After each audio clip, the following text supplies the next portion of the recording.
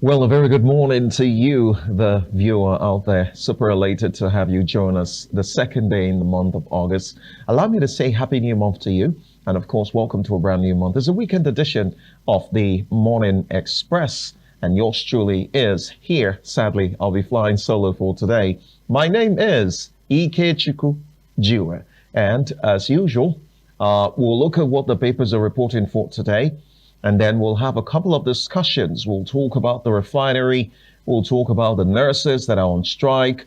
What's the way forward? Are we just going to fold our arms and watch our health workers go on strike? And what's the implication? All of this we'll discuss. How is it telling on the patients out there? These are the conversations we'll be having today. Plus, our refineries. We're told recently that the Port Harcourt refinery is not up for sale, but the other ones are up for sale. What is informing this decision, and why is the Port Harcourt refinery exempt from others? We will have these conversations, plus all other packages ingrained in the program for today. Do stay tuned. When we return, the program will kickstart in earnest. Welcome. Welcome to FCT in Focus, your window to the vibrant heartbeat of Nigeria's capital. We dive deep into the core of the FCT, exploring how key policies and decisions shape lives across the city. From exclusive insights into the FCT administration to voices from the streets, we bring you stories that matter. Catch FCT in Focus every Saturday and Sunday at noon. Tune in for the latest stories directly from the nation's hearts. Let's get the program off the ground. We'll look at what the papers are reporting for this morning. Our guest, our reviewer, is already in the building. Let's get to meet him. He is an academic and, of course, University done, a public affairs analyst of repute. You must add that one too. He is Professor Uwem Akpan. Good morning to you. Great to have you join us this morning, and happy new month. Happy new month, Ike. It's a pleasure to be here. Prof, there's so much that we're going to be looking at from these papers today. There are several reports, issues in around the politics of 2027. We're going to be looking at the coalition. And then we will also talk about a bit about the issues of the economy and insecurity. So I'm just bringing you up to speed to let you know what the package for today will be like. So let's dive straight in and begin from the very first newspaper that talks about RFI raising alarm. RFI raises alarm. And this is from the First Daily. From the First Daily, RFI raises alarm. Nigeria could collapse by 2026. Report once. What is this report about? RFI raises alarm. Nigeria could collapse by 2026. As shocking as that report is, one would wonder what would make this country collapse. I'd like to leave that and see if we have other news connected with the fact that the former Kaduna State Governor is raising alarm. Let's look at Saturday Telegraph and bring to you issues a bit different from that. Saturday Telegraph. This time we're talking tariffs. How Trump's hardline tactics stopped Tinubu from negotiating. Comes with a rider here as US President announces new tariff targeting Nigeria. Others, 18,000 manufactured products from Africa to be affected. And Tinubu should take advantage of 7-day window to negotiate. 2027, President pushes back Wu's class of 1999 governors to promote his regime. Also contained in the Saturday Telegraph. 2027, President pushes back Wu's class of 1999 governors to promote regime. Members pledge to campaign at the grassroots. Sharif leads team. Aliu appointed spokesman for the team. Let us take this bit by bit. I am very concerned about this alarm raised by the former Kaduna State Governor, one-time FCT Minister, Malam Nasir El-Rufai, raising alarm that Nigeria could collapse by 2026. This is according to a report. If this is anything to go by, Prof, I'd like to ask you, what could collapse the country? Let me start by saying that this, I don't know whether it's a prediction, it's a report, Well, he's citing a report. It sounds alarming. Very. And it seems to ignite or excite fear and panic in the minds of Nigerians. But if you ask me very sincerely, I would say that beyond that, it is just one of those calculated efforts or attempts aimed at trying to color the minds of Nigerians as we move to skip the year 2026 to 2027. I'm saying that we are trying to skip 2026 because nobody talks about 2026. And maybe on a funny note, for the first time, people are talking about 2026 because from this 2025, people have jumped over 2026 to 2027. As though it's not in the yearly calendar. I wonder. But beyond that, sometimes when report comes or when an information comes, you look at the source. The credibility of the source, to a very great extent, will determine whether the information could be accepted or not. And looking at the source of the information. You just said report. It's not attributed to maybe Amnesty International, the World Bank, or any source that we can. But for now, says reports. For now, the only source of the report is El-Rufai. And we know the position of El-Rufai vis-a-vis the present administration.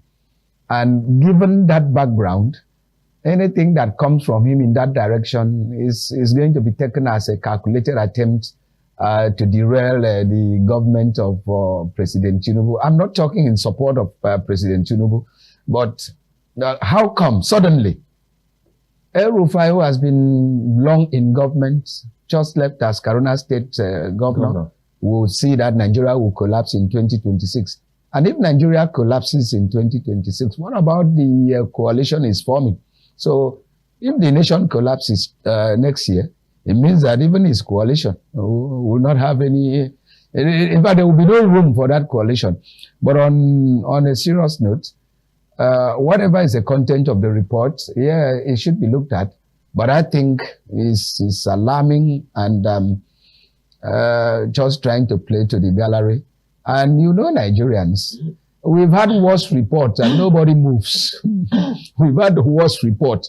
And I don't know if you could recall during the time of IBB as the president, he was interviewed and IBB said that there was something that confounded him about Nigeria, that in spite of what the economic policies, whatever was happening, that he had expected Nigeria to collapse. But Nigeria refused to collapse. And if Nigeria did not collapse then, why should Nigeria collapse and now? The timing of that report, do you think it's some kind of doomsday prediction? I think so. Are there incidences, are there things going on in the country that could suggest as though Nigeria could it be insecurity? Could it be economy? Could it be hunger? Let me say that these things have come to be part and parcel of Nigeria, have come to be part and parcel of Nigerians. And while we are not praising what is happening, but we have come to live with it, these things have become endemic with us. And so I don't see any new thing there. Is it the economy? We've lived with this, or in this bad economy for some years now. Is it insecurity? People are being killed left, right, and center. So is it the politics of 2027 that we have been thrown into? So these things have become part and parcel of Nigeria and Nigerians, and I don't see any new trigger that could say that Nigeria will collapse. But having said that, it doesn't mean that we should not look at maybe the key indices or details of the report. That's why I asked if there's anything happening in the country that could suggest that could bring our attention to this report. I honestly have not seen anything. I've not seen anything entirely new. There are so many things that continue to threaten Nigeria as a country, and we can't overlook them. Well, since El-Rufai is one of the opposition figures, perhaps we'll look at some opposition reporters captured by the newspapers for this morning. Let's go straight to the Vanguard. And from the Vanguard, 2027. Can the coalition repeat 2015 feat, stopping the ruling party? It comes with a rider. Disunity in opposition may pave way for APC. Government stifling opposition, Bafarawa and Nwosu say. Can coalition repeat 2015 feat, stopping the ruling party? Of course, it made us understand that there's unity in the opposition, and that may pave way for the APC. And it goes further with a couple of persons alleging that the government is stifling the opposition. That's not the only newspaper talking about the coalition. I'd like to take you to another newspaper also talking about the coalition. That's the News Direct, the Nigerian News Direct. It talks about 2027, coalition of hunger, not rescue. Wike blast Obi, Atiku, Aregbesola, and other ADC leaders, accuses coalition leaders of selfish politics, failed leadership legacies, says Peter Obi's time has passed. Labour Party coalition with ADC, not anti-party. That is what Peter Obi is saying. Now let's look at the coalition with the fact that you see the nexus with the fact that El-Rufai had raised an alarm. Yes. That the country may collapse in 2026. As alarmist as that sounds, as one of the key opposition figures in the coalition, we decided to, look at the coalition. Now, the big question is, 2027, can the coalition repeat 2015 feat by stopping the ruling party? Power of incumbents in question here. It's a very tough call, very tough question. Can they really stop? The circumstances in 2025 now and 2027 are different from circumstances in 2015. With due respect to the former president, Goodluck Jonathan, I don't know whether he took the coalition very seriously then. As at that time. As at that time. And even if he did take the coalition seriously, he had people that he trusted that undid him. They betrayed him. And Tinubu, having been a member of that coalition, has learned, I want to give it to him, has learned from what happened to Goodluck Jonathan. And I'm not sure he will allow that to happen. But again, the circumstances are also different.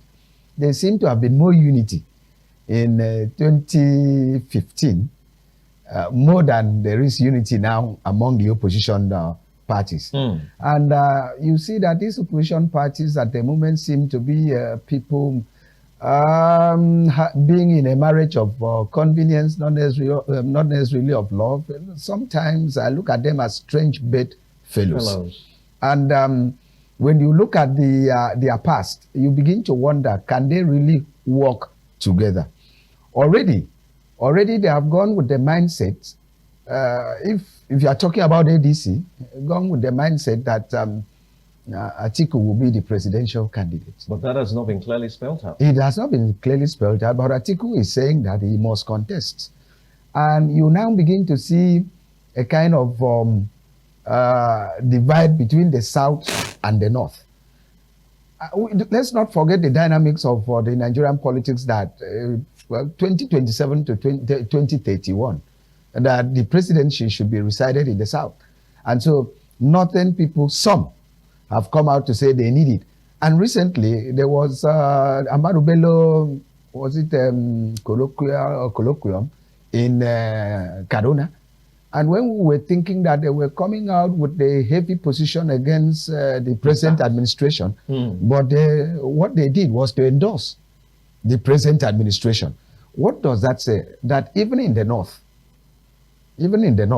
that there's no one front line, there's no unity, that the North should present a candidate. Even the SSG was admonishing some Northern politicians that it is still the time of the South. Let them wait until 2031. The same position that has been canvassed by the Vice President Shetima. Now you come to look at the personalities in the coalition. But I don't know, when we are talking of coalition, are we talking of SDP or are we talking of ADC? It's confusing. We don't know. SDP is on its own, ADC is on its own, and don't forget, PDP is still there. Yeah, they're trying to get themselves together. Yes, and they still have a number of governors. Yeah, and when you talk of ADC and SDP, do they have even one state on which they could take as a fallback? So when you look at all this, the conclusion is that there's no united front. And while I might not agree with completely with what Wike is saying, that is a coalition of hunger. Yeah, it's captured by the Nigerian News Direct. Yeah, but I would say it's a coalition of people with individual personal interests who may not be in a position to compromise one for another. And to that extent, it leaves the opposition a little bit weakened. Not that there's no opposition, but it leaves the opposition a little bit weakened. And when the opposition is weakened, it strengthens the APC. So, you don't suppose, when they say, can they repeat the feat of 2015, you don't suppose there could be a convergence point. The coalition right now is leveraging on some very obvious issues, which are issues of hunger, issues of insecurity, the economy. And they're saying these are the issues Nigerians are complaining about. And that is what is fueling their desire to come and rescue the country. You don't suppose that's enough grounds to leverage and perhaps gain advantage, woo Nigerians on this grounds to, come and look their way? Those issues are real. In fact, the opposition are trying to leverage that. And Nigerians are also looking out whether they can use those issues to kick out the government. But beyond the issues, you see, the issue of political partisanship is such that, not minding how pressed we are with the issues, these issues must be canvassed by political parties, and these political parties have leaders. And so beyond the issues that are affecting us, let's look at those who are going to take up these issues. Are they united? The issues are there. You think they're not united? To the best of my knowledge, they're not. I see them as trying to pursue individual interests. But again, as you alluded, there could be a point of convergence. And maybe on their own, they do some kind of cleansing among themselves, so that maybe they bury their individual interests. If they bury their individual interests, which I find it difficult to believe they will, they bury their individual interests and begin to look at the issues, so that they now say, okay, whoever is thought to be the best could fly the flag. That could be. That will have to be decided by a primary. Yeah. Recall, Alhaji Atiku Abubakar had said he would step down if anyone beats him in the primaries. Now, there are also issues of party membership. The ADC had come out recently as part of solidifying its grounds to say that people who are not bona fide members of the party will not be eligible for their primaries. Sure. Now, that made people like Amechi, Atiku, and some other persons, most recently Dino Melai, resign their membership from PDP and APC in the case of Amechi, and join the ADC. Now, Peter Obi has not, to the best of our knowledge, resigned from the Labour Party, where we know that they also have issues because the party is factionalized. I'm sure you're aware of that. And the issues continue on a daily. And you know that Julius Abure is not about to give Peter Obi the ticket of the party because, of course, Baba Dati Ahmed recently met with Julius Abure-led faction of the party and declared his intention also to vie in 2027. You are towing my line of disunity. And let me just add to the narrative you are giving. Jerry Ghana of the PDP is asking Peter Obi to come back to PDP and pick up the ticket that he has a good chance of beating Tinubu in 2027. So all these, I don't know whether you call them signs, but they are clear manifestations that the house is not in order. But they still have 1 year. We don't wish to put the house in order. But I tell you, not as a prophet of doom, but as a keen observer, that if within the next 10 months that their house is not in order, then they should know that the game has been lost and won without the referee blowing the whistle. You don't think that they could, harmonize at some point? Because 2 days ago, another person came out to claim ownership of the party, ADC, calling the incumbent, interim leadership illegal, alleging also that they came through the back door to hijack the party. There have also been reactions to his claim that perhaps he's being sponsored by the ruling party. Sure, you see, you can't rule out those things. And if you ask me, even in my most private of moments, I would say that part of those snippets of crisis are sponsored. But we cannot prove that. No, we cannot prove. We cannot prove. But I tell you, part of politicking is to make sure that your enemy is not at peace, that your enemy does not have a united front. And so you cannot rule out the fact that the ruling party is making some incursions into those parties to destabilize them so that they cannot present a united front. And don't be surprised that the ADC issue may turn out to be a court issue.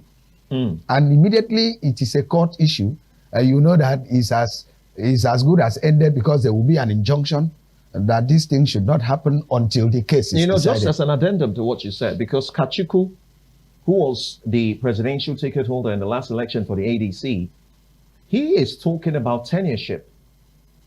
That the person who handed over the party to the David Mark-led leadership of the party now, that his tenure had expired before time, and that what the ADC seem to be doing now is an illegal arrangement. That was before 2 days ago. Another man came out to talk about the leadership of the party. Trying to say that the ADC is trying to raise a skyscraper on a foundation that does not exist.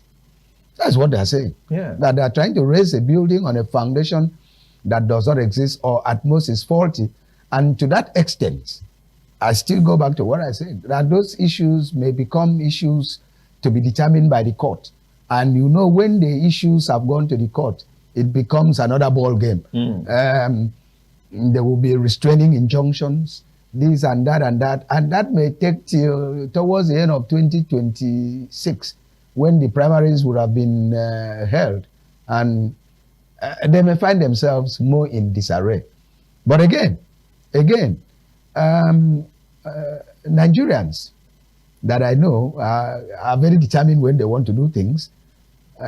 Sometimes we like fire brigade approach. Yeah. And even with that, we achieve successes. Let me just chip in. Look at Mission X, our women in Morocco. Yeah. They didn't do well in the first half, but second half, fire brigade approach. They put their that's football. That's football. This is politics. Football. They put their acts together. And before you knew it, they achieved results. So don't underrate Nigerians. But I'm saying that, as you said, that this is politics, not football.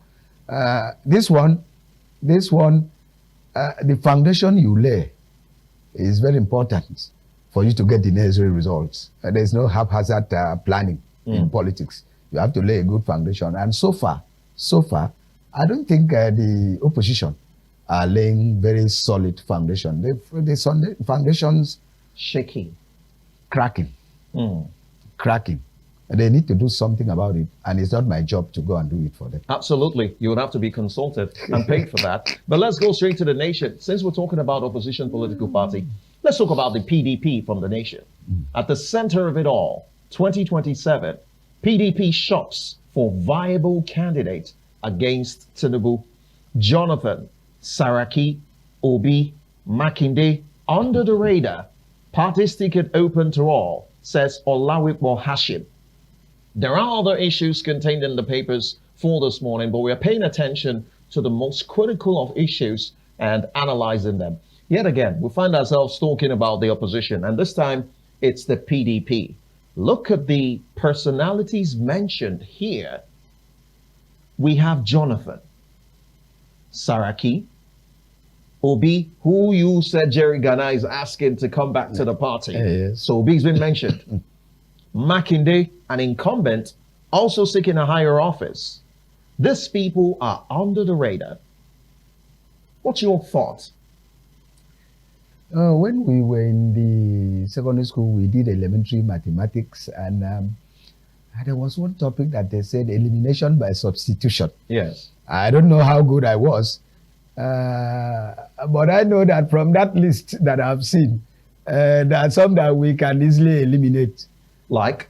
Jonathan. I mean, look at it. You have Jonathan. Jonathan. You have the former president of the Senate, Bukola Saraki.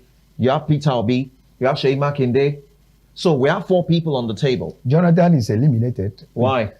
Because there have been several attempts in the past to drag Jonathan back. You think he won't budge this time? I don't think he will. And what I like in Jonathan, I have to confess, apart from his getting healthier and healthier on television. Looking fresh and robust. I'm telling you, he talks less. He doesn't make noise. He goes about his business. I think the last time I heard him speak very loudly was during the declaration of state of emergency in Rivers State. Outside that, the man is very quiet, enjoying his post-presidency rest. Then we look at Saraki. Why we will eliminate Saraki is that he's from the north. Kwara State is not the north. He's north central. Oh, really? Yes. You want to look at it from that, that angle of the map? He's from north central. He's from Kwara. He's from Ilorin. He's from north central. Just as somebody from Benue, somebody from Plateau, somebody from Nasarawa, somebody from Taraba, somebody from Kogi, somebody from Niger. All of them are north central. And to the extent that they have actually never looked at it that way. Well, please try to look at it from that angle. And for the mere fact that he is from the north central, elimination by substitution. And we go to Obi. Obi is neither here nor there. As we said, Jerry Ghana is shopping for him to come back to PDP. And Makinde has always, last time he expressed his intention. But I tell you, at the risk of running, I don't know if I'm going to sound a little bit ethnic biased here. I don't see Makinde trying to oppose Tinubu. Why would you say that? His brother. You think it's about brotherhood here now? To a very great extent. Because when the chips are down, they will meet and they will tell you. By the time they begin to speak in their language and in book, they say, why would you be the one to oppose your brother and this and that? By the time he comes out, he wouldn't allude to that. He would say he has looked at the political terrain and that he doesn't think that he will make it. He will find a comfortable excuse. And the only person left there is Peter Obi. You're speaking as though you have a crystal ball and you've seen these things play out. Well, I don't have, but I just think that we cannot overrule some factors. We cannot overrule some factors. We are Nigerians. We are not Americans that George Bush Sr. will rule today. And Junior will come and take over. Will come and take over. And nobody will say anything. Nigerians are not like that. And so that leaves Peter Obi. Sorry. Sorry, please. But Peter Obi, as we said, is neither here nor there. Anybody who wants to run for election, particularly presidential election, should be able to have focus now so that people will begin to see where he is dancing to. But at the moment, he's in Labour Party. He's hobnobbing with the ADC. He's hobnobbing with the ADC. And the people of... They're trying to woo him. Yeah, the PDP is trying to bring him back. I know he has followership. He has credibility. But beyond followership and credibility, you also have to create your path early enough so that you begin to prepare people's mind. It's not a question of maybe when it is a few minutes, maybe 2 months to a nomination. You say you have declared for this and you pick a ticket. Yes, you will pick. But by that time, people had done some massive homework On the ground. On the ground. And so that even as you come in with your popularity, you seem to be floating, your structures are not there. People who would have supported you have taken their support and structures to support other parties. And so there's something you're saying, forgive me to about Jane, Prof. Okay. You're talking about structure now. For somebody like a Peter Obi that has an obedient movement, does he need a structure? Because the obedient movement cuts across political parties. Yeah, it cuts across political parties.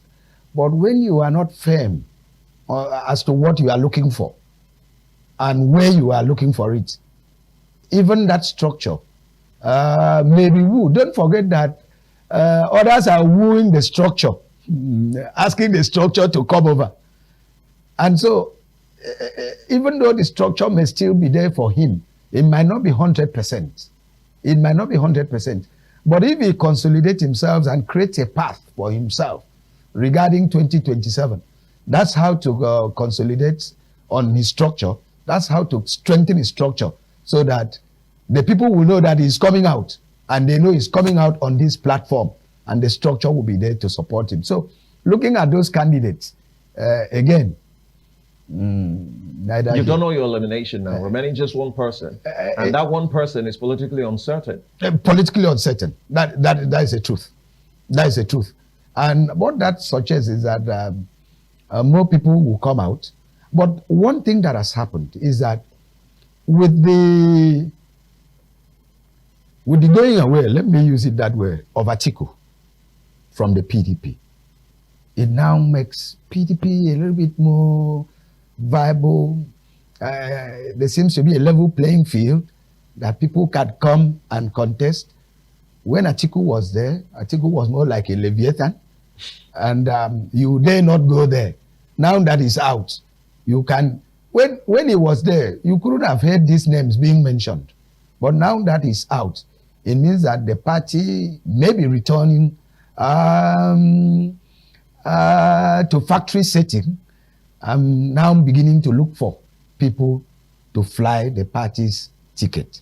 Before we go to all the papers, I'm just going to be very frontal in asking you a question. I don't mean to put you on the spot, but do you see a potential of a PDP comeback before 2027?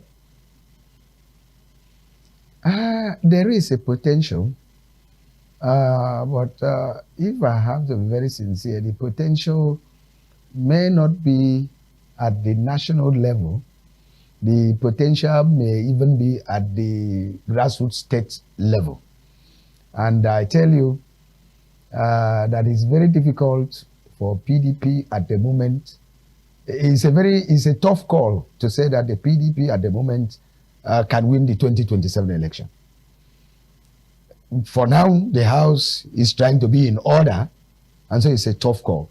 But if I were them, while I'm still looking at 2027, maybe for looking sake, I should be able to build the grassroots so that they could get some more governors. Already, governors have left them to APC, and the ones bubbling ranks of PDP governors they are shrinking by the day, and we hear that more are going. And so they should do more about that, and maybe think of for 2027 presidency less. It's just a piece of advice based on reality. Based on reality. Okay. Well, of course, as I did say, the papers capture several reports in the country, several issues going on in the country, but we're paying attention to the most important ones and analyzing them. It's important also to note from the nation, especially as we've mentioned, the issue of the ADC with their many problems. Above the masthead there is captured more troubles in the ADC as faction confronts David, Mark, and others. Adeleke rules out defection to the coalition party. A few days ago, it was in the news, and interestingly, Adeleke has come out to say he's not going. But in the news a few days ago was that. But he has gone ahead to endorse Tinubu, to say that he supports Tinubu, but he's not defected. Yeah, he has the right. He has the right to Because in Nigeria, anything is possible. You can be in one party and go and support the other one. That's clearly anti-party. I don't know if there's such grammar in Nigeria. Has it faded away? Was it ever there? It was. But maybe people were punished at some point for anti-party activities in this country. Maybe we have lowered our standards to the extent that nobody is really thinking of anti-party. People are seeing political party as just a platform for them to get to power. And when they get to power, they have the right to roam from one place to another. And they roam with pride. They roam with justification. So much so that you begin to feel that there's nothing like anti-party activity. So Adeleke, he has said he's supporting Tinubu. Recently, he met Tinubu now with his musician son. Is it son or nephew? They met. His son is also into music. Okay, they met and he endorsed. But then the rumor was that he was defecting to the APC. Yes. He says he's not defecting. And don't also forget, some of these people are very wise. If he's not defecting to APC but he's supporting Tinubu, he's also trying to ensure his second term. Yeah, but there's a problem in Osun State where he's from. The APC in that state, led by the former state governor, Adegboyega Oyetola, well, they are not exactly in support of it. There's this political rancor in that state between the PDP and the APC. You don't suppose that poses a threat to his re-election? Yes, it poses, but some governors are very smart. Like the governor of Anambra State, Soludo. Soludo, still in APGA. Yeah, but of course, supporting the incumbent. And what does that suggest? The incumbent will tell his party, you see that state, don't bother. They are fielding a candidate. They are fielding a candidate. They must field a candidate. But the intensity may be the difference, because you don't know the kind of understanding that they have.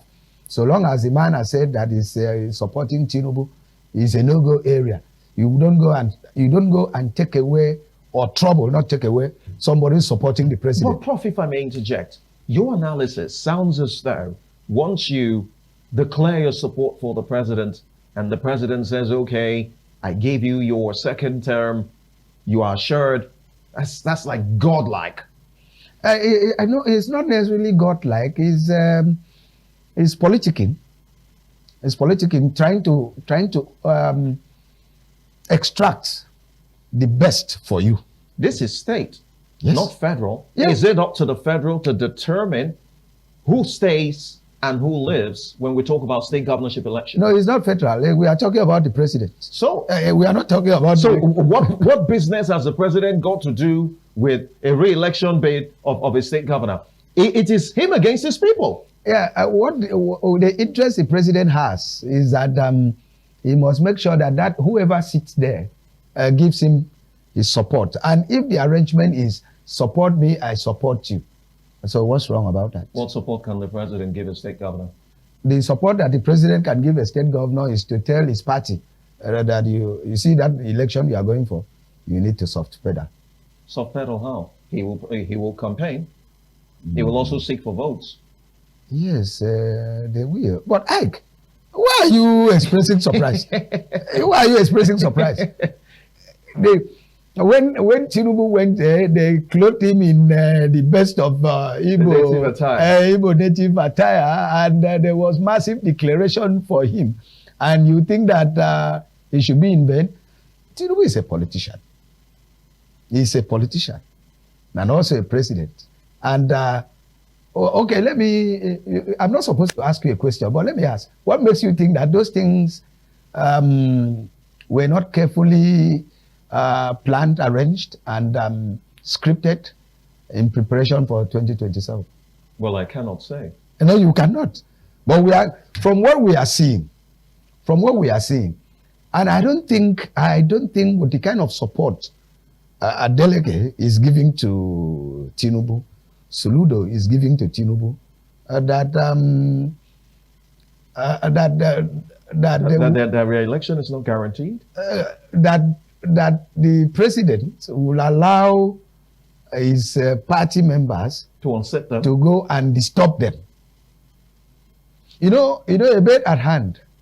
It's better than men in bushes. Yes, so if you have gotten the consent of this, the support of this, and it's ready to work for you, so why do you want to go and stir the waters for something that you are not sure of? Okay. One issue that made the rounds in the week as well, captured in the paper, is perhaps we'll call it xenophobia of a sort. What happened in South Africa is also in Ghana. We usually hear this in South Africa, but it was the Ghanaians this time. It's captured in the nation still. Xenophobia. Nigerians safe in Ghana. Mahama shares Tinubu. I'm sure you heard about this. Sure. In the week, we heard of Ghanaians protesting about Nigerians, talking about the many vices Nigerians are involved in, negative vices, and how it will seem as though Nigeria must go. Once upon a time, it was Ghana must go. Is this a repeat of history? Nigeria must go? Or rather, a revenge. I'll see it more as revenge. That the Ghanaians are asking Nigerians to go. Not that Nigerians are very criminal-minded in Ghana. Of course, we have some criminals. They can be fetched and they can be punished. But I think the thing is more of economic. How? Nigerians, wherever they are, and with due respect to the Igbos, wherever they are, particularly in commerce business, they try to excel. Yes. And the culture of the Igbos. When one goes, he brings the other one. And from there, they engage in productive ventures and they expand. I'm not sure the Ghanaians are very happy over the expansion of Nigerian businesses in Ghana. And this expansion seems to be overshadowing. It seems to be overshadowing what they have been doing. And as a result, just like they do in South Africa, they think the option is to ask Nigerians to leave because from what they have said, Nigerians have taken over this, Nigerians have taken over this. Yeah, but they're pointing more to crime. Yes, for the agitation to make meaning, they need to color it with something negative. More like give a dog a bad name. Yes, give a dog a bad name so as to strike it. So that the allegation may attract the attention of the government, will say that Nigerians are doing this. If Nigerians are doing that, is it not the duty of the security agencies to take care of that? To be very sincere, are the security agencies in Ghana complaining that Nigerians are doing this, doing that? And if they are doing that, why don't you arrest them? They are human beings and bring them to law and there are order. other innocent ones there Yeah, who are doing law their and legitimate order. businesses. Yeah, a few persons may have done one or two things, arrest them according to the Ghanaian laws and deal with them and leave the majority of Nigerians who are innocent doing their businesses. And don't forget, frankly, sir, that given the state of affairs, economy in Nigeria, a lot of people are moving out in education. In those days, Ghanaians used to come here. Yeah. But now Nigerians are very proud to send their children to Ghana to school and trust Nigeria. Whenever you open a path for them, they can flood that place. And there are so many Nigerians there. And when they go with the Nigerian brain, very intelligent, they will overshadow. And all these things, when you put them together, don't sound very, very pleasant as music in the ears of the Ghanaians. And so for them to see how to deal with Nigerians, they now color it with crimes, that Nigerians are committing crimes, committing this, committing that. But if I have to challenge them, let's go to their prisons and see how many Nigerians are there in prison to show that these people have committed crimes and they have been arrested. But it's the same thing the South Africans always, mention too when they carry out their xenophobic attacks against Nigerians. We hear this more in South Africa, but hearing it from Ghana, that brotherhood. I mean, Nigerians, Ghanaians, mixed. You can't differentiate Like, us. it's a defeatist syndrome. It's a defeatist syndrome. When you feel defeated, that these people have come to excel more than you have done, and the first thing you think of is that they have taken over your jobs. And don't be surprised, they can even accuse Nigerians of taking over their women. Well, South Africans do that. As cheap as They do that, as cheap as that. To the extent that in South Africa, somebody who wanted to be the Miss South Africa, they refused. Yeah, they were that sentimental. And she came back to Nigeria, won the Nigerian something, went national, Went global. global. I think she was second. Yes. To show that, And did very well. to show that the young lady was on merit. So I think it's a defeatist syndrome. They feel that they have been defeated in their own countries, like playing football, and you lose at home. You know. And most recently, the Super Falcons Yes, so. with the Moroccans. Yes, so at home. And what the Black Queens of Ghana were there too. Yeah, and the Ghanaians, I think they picked the third place there. I think they beat South Africa. Did they beat? Who won? I think. Well, we won the cup. That's all that matters. Ghana beat South Africa in the third place match. Yes. And so, when you stay in your place, become a little idle, or take things for granted, the other people come in, and they show commitment and determination to what they do, and they excel. The natural thing is for you to protest that they have taken over this, they have taken over this, and because that one will not sell, you say that they have become criminals. And so if you ask them, what are the crimes? Are they ready to mention? And if they mention, is that credible? It is only the security agencies that can say that these people are engaging in crimes. Yes. And to that extent, Nigerians are involved in crimes. But other than that, I think it's defeatist. But I like what the Ghanaian president, Mahama. The Ghanaian president has So said. we are brothers. That we are brothers, that Nigerians are safe. And I think to some extent they are safe. But we have to caution. Yes. We have to caution that as you go to another person's country, please obey the laws of that country. Don't do anything that will bring your country into disrepute and that will give a bad name to your country. Please obey the laws of that country. Well, we'll take that one as a clarion call to Nigerians, especially the ones who are seeking to leave the country. You've been advised the reputation of the country is very important. Whatever it is you do, protect the image of the country. One news also that is captured across the papers for this morning, so we don't bother ourselves going through different papers mentioning them, is the issue of the strike involving health workers. The nurses is also captured here, of course, across papers. Nurses, midwives continue strike as meeting with the health minister deadlocks. They say they haven't called off the strike, and the strike continues. We'll have that conversation in the course of this program for this morning. Let's look at the impact of this strike to the health sector. They have not called off the strike. That's what they're saying. Even after meeting with the minister, the impact. Should we even have the strike? Significant is the fact that the health sector is integral to our daily existence. Like it's unfortunate that in our country that we wait for things to snowball to some extent before we begin to take action. It's not as if this strike notice just came. These issues have been festering issues that could have been tackled by the government.